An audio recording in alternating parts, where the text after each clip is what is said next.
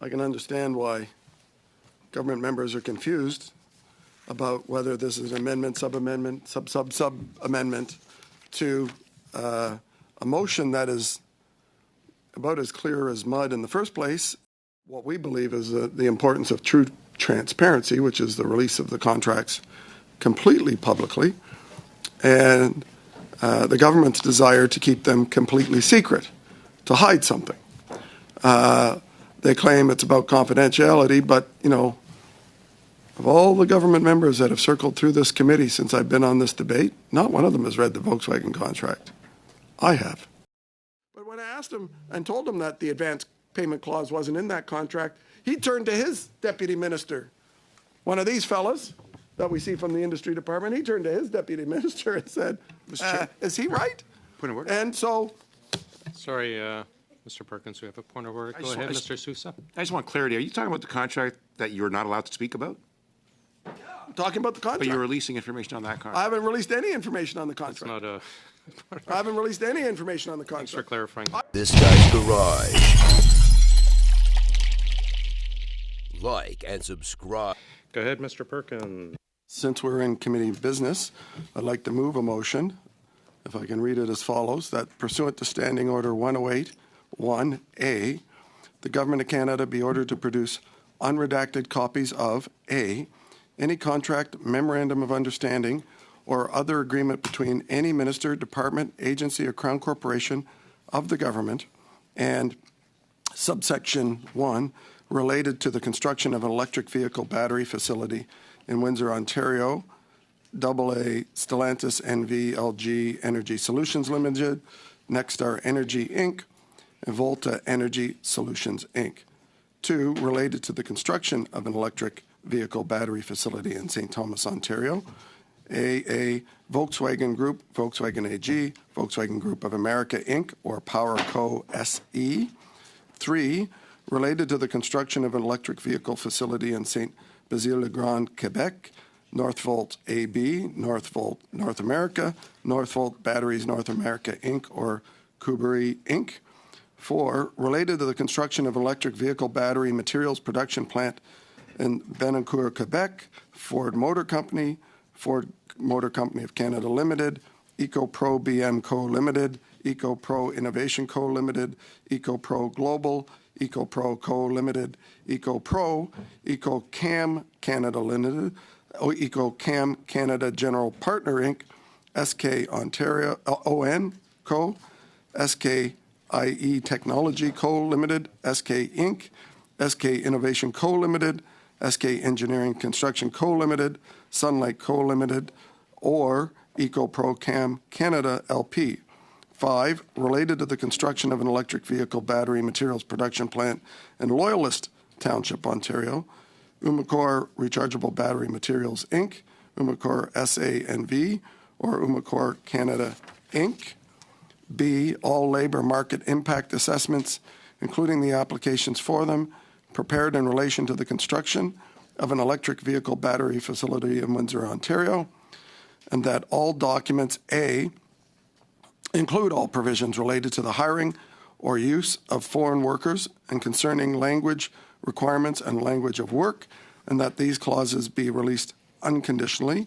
B, shall be deposited unredacted with the Office of the Law Clerk of the Parliamentary Council within 3 weeks of the adoption of this motion. C, be submitted with proposed redactions for commercially sensitive information.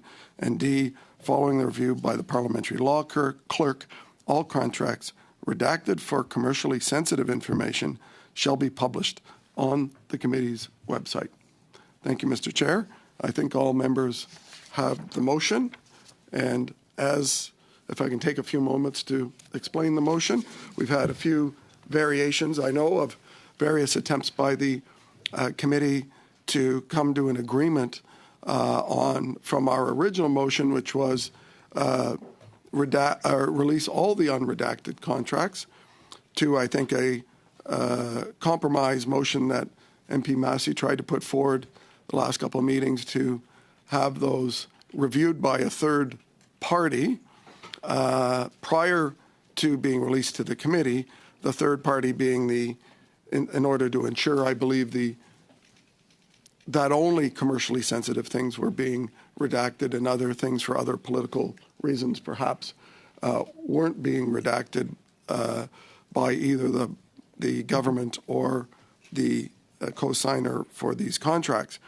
And then reviewed in secret in committee as to whether or not these contracts said the things that people in public have said they said and have been seeking to have anywhere from 900 to 1,600 foreign replacement workers, for an example, in the Stellantis plant. So what we've done here is basically used and taken most of Mr. Massey's motion last time and agreed with him as a compromise, as a condition of trying to break the logjam on behalf of Conservatives, to have a third party review these contracts that we would trust, in our case, the law clerk, but I think we're open to other independent parliamentary officers if that would make people feel more comfortable. The access to information clerk was suggested, I think, in Mr. Massey's last version, and that be reviewed. But I guess where we differ is on the issue of what happens then. I trust whoever the independent body is to make the right decision about what should be redacted and not. And I don't think it should be subject to a political review after that and a second guessing after that by this committee, which could, first of all, as I understand it, that would be done in secret in an in-camera session, which would allow a very political discussion about redacting other parts of contracts, ultimately with the veto of this committee, to add in other thoughts about why they might redact certain clauses outside of commercial sensitivity, which is, of course, what the Liberal members have talked about extensively over these number of meetings, that their concern is that somehow releasing the unredacted contracts would compromise either the companies involved or some mythical future contracts. And as we know, most companies that do business with the Government of Canada expect that there's a level of transparency required when receiving taxpayers' dollars.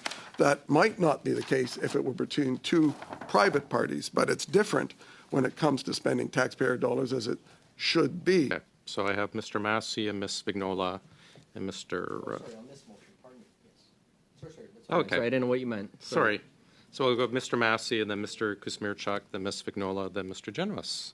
Go ahead, Mr. Massey. Sure. Thank you, Mr. Chair. And I want to thank Mr. Perkins for bringing forth a motion to try to bridge where we're going. I've reviewed it, and there's certainly a lot of reflection of some of the things that we've tried to do here. And I think he has done so with interest to trying to move this forward. I, however, though, believe that the motion that I have submitted provides more information to the public and has more details as well. So my preference is to continue with the course to work on my motion. And I do appreciate, I think it's a sincere attempt to try to get something done here.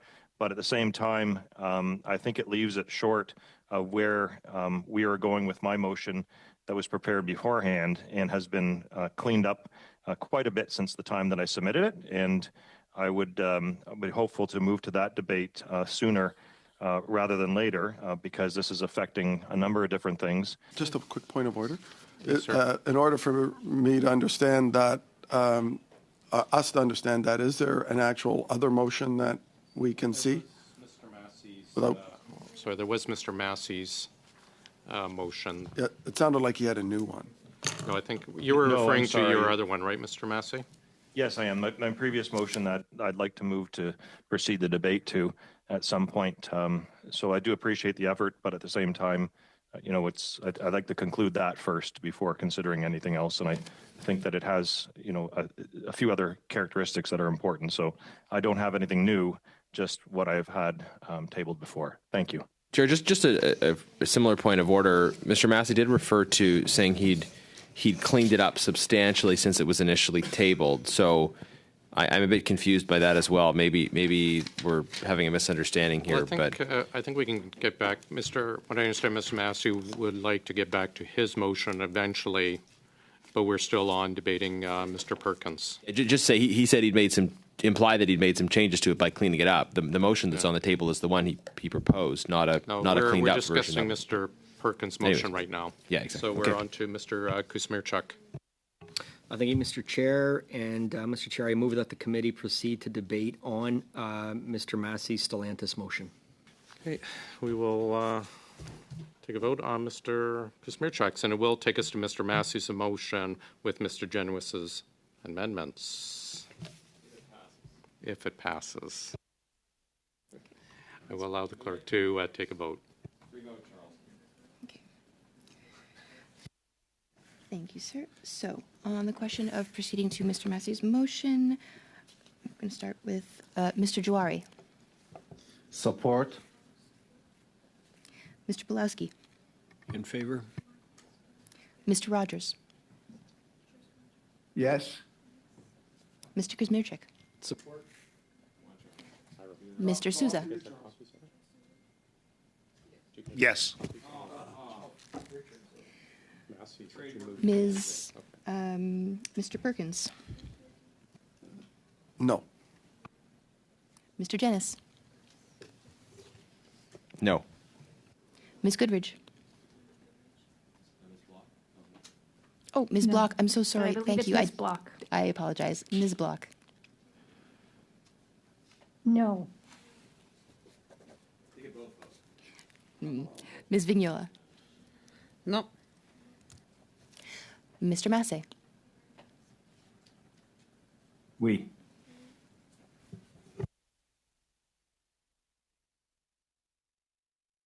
six yeas, 4 nays. Okay, we will go on then. We'll move then to Mr. Massey's with Mr. Genowis's amendment. Mr. Kusmirchuk has indicated you all have copies of where we're at. Is that correct for you, Mr. Sousa, Mr. Pulowski? Can we get it sent around again? Sure. Let's suspend for about 30 seconds just to send it around again, and I'll start as speaking. Let's get Mr. Genowis and Mr. Sousa and Mr. Massey. Am I assuming that? Mr. Genowis, you have the floor on your amendment to Mr. Massey's motion. Thank you, Mr. Chair. And sadly, here we go again. Conservatives have been trying to get the contracts publicly released so that the people who paid for these contracts can see them. And we saw some shifting in position, sadly, of one party in particular around this table that has changed the dynamic, and Conservatives are going to continue to fight for the release of these contracts. Here's the situation. We have over $40 billion in public subsidies planned for various companies. Over $40 billion. That is about $3,000 per Canadian family. That's a very significant amount of money per Canadian family, as I know many families are struggling as a result of the affordability crisis. Food prices are up, rent is up, housing costs are up, defaults are up, hunger is up. There are so many challenges facing our country. And while Canadians are pinching pennies, especially this time of year, the government has made decisions around very significant subsidies to companies to the tune of $3,000 per Canadian family. So Canadians have a right to know what they are getting in return for those subsidies. And what we hear from the Liberals on this is an insistence on praising the deals, and yet an insistence on not showing the details of their work. They want Canadian workers to believe that these are great deals, and yet the Canadian workers can't see them forward. The basic substantive core of this motion is $5 ATIP. So maybe the committee can save some Canadian the $5 fee, right? Or maybe we could just pass the hat and have everybody throw a nickel in and get this stuff. But this is not the serious work of a parliamentary committee chair, quite obviously. And then the NDP flip-flop and propose this ridiculous motion that says essentially this committee should do the work that a $5 bill could do on its own. Mr. Perkins. Thank you, Mr. Chair. I can understand why government members are confused about whether this is an amendment, sub-amendment, sub-amendment to a motion that is about as clear as mud in the first place, although I think it was all done with the best intent to try and move us from the original spot of what we believe is the importance of true transparency, which is the release of the contracts completely publicly, and the government's desire to keep them completely secret, to hide something. They claim it's about confidentiality, but, you know, of all the government members that have circled through this committee since I've been on this debate, not one of them has read the Volkswagen contract. I have. And I'm the only one here that can speak with any clarity about what's in these contracts.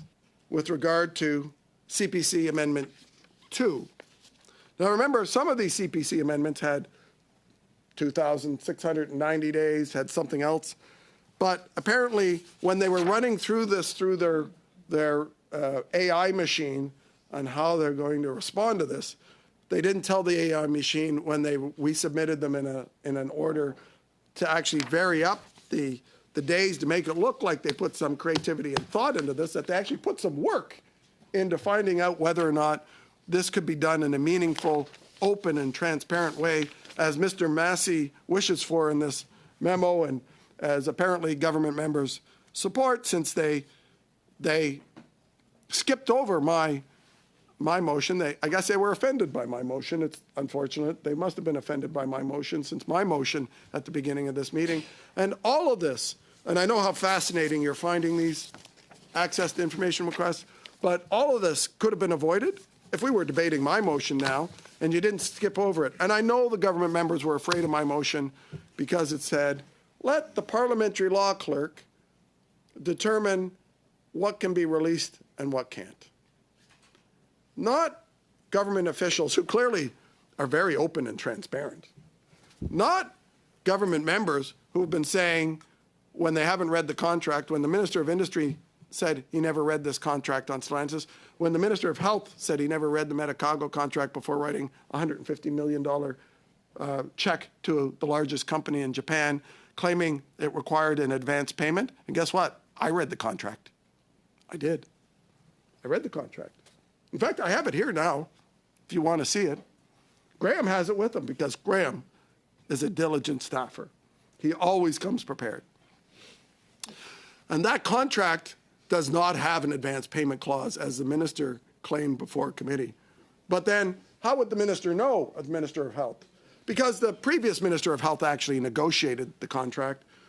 But when I asked him if he had read the contract, he said no. So perhaps that's why he didn't know it existed. But when I asked him and told him that the advance payment clause wasn't in that contract, he turned to his deputy minister, one of these fellas that we see from the industry department. He turned to his deputy minister and said, is he right? Point of order. And so, Sorry, Mr. Perkins, we have a point of order. Go ahead, Mr. Sousa. I just want clarity. Are you talking about the contract that you're not allowed to speak about? I'm talking about the contract. But you're releasing information on that I contract. haven't released any information on the It's contract. not a. I haven't released any information on the contract. Thanks for clarifying. I've Go released ahead, Mr. information Perkins. that the minister in a public committee said he hadn't read the contract and wrote a $150 million check to the largest company in Japan without reading the contract. A contract that doesn't contain what he claimed it contained. Take another look. If you had access to it, take a look. You can look for that clause. I challenge you to look for it. Please enlighten me with the clause. Just with the clause number. Just the clause number. Okay. So when they don't read the contracts, they're not actually doing their work. I'm not asking them to get in the room and negotiate. They've got thousands and thousands of bureaucrats, but I would think that they would actually read the contract before the minister put his signature on it. Maybe he didn't put his signature on it. Maybe it went to the auto pen. You know, auto pen. There's a mechanism in each minister's office where a mechanical arm can write the minister's signature. Shouldn't be done in a contract. That's actually illegal, but it happens. Another insider tip, it happens. And a lot of the letters you may get back from a minister never saw. It went on a mechanical arm. So maybe the response from Maria, oh no, Christopher Parsons here said that Maria said that went on an arm. Now, I know, and I can tell, I've got a few more of these to go through. And I do see some smiles, and I do see some great interest in this. And I can continue that another time, if you like, because I'm sure there are other colleagues that would like to speak. But I'd like to end my current dissertation on transparency this way. The earnestness with which this motion is put forward by both Mr. Janis and MP Massey is beyond reproach. One wants to get a compromise and to get out of these things. The other also wants that. We want transparency, something that seems difficult for the industry department to do, whether it's in access to information or whether it's in contracts. And we believe that in the haste with which MP Massey, I mean, MP Massey, I'm sure will correct me on this, but the haste with which MP Massey, in all earnestness, put this forward, we just believe there were a few minor typos, and we want to make sure that the motion is consistent with all the public statements about openness, transparency, and releasing the contract. I'm sure MP Massey would want to make sure that his leader is not left out on a lurch, and that he is now asking for something that his leader isn't. His leader asked for openness and transparency. The motion as it appears now is secrecy and keep the contracts hidden, even though it will be reviewed by some other officer in our reading of it. And the amendment that we're dealing with here helps to make sure that we shine light and clarity so that government members can prove us wrong. Because I know that's what the government members want to do. I can see it on their faces. They want to prove us wrong. You know what? And I'd be happy if they proved us wrong by releasing the contracts and showing us that the clauses that guarantee good Canadian union auto jobs are part of the condition, and shows that these plants cannot leave once the subsidy ends. I know they want to do that. I know they want to prove us wrong. I ask them, because I know they've been listening intently. I can see it on their faces. You can't see it at home, but I can see how intently the government members have been listening to this, and I think I may have convinced them. Mr. Chair, I move that the meeting be adjourned. Before we get to too many cheers, we will do a recorded vote. Motion to adjourn the meeting. Mr. Juari. Support. Mr. Pulowski. 4. Mr. Baines. 4. Mr. Kuzmirchik. Support. Mr. Souza. Support? Ms. Block. Against. Mr. Janis. Against, Chair. Mr. Perkins. I know the committee will be shocked, but I have a lot more to say, so I'm against. Madame Mignola. I will convince you. Contre. Mr. Massey. 4. 6 yeas, 4 nays. Wish everyone a Merry Christmas. I thank our wonderful clerk and our wonderful analysts. We are adjourned. Merry Christmas and Happy New Year to everyone.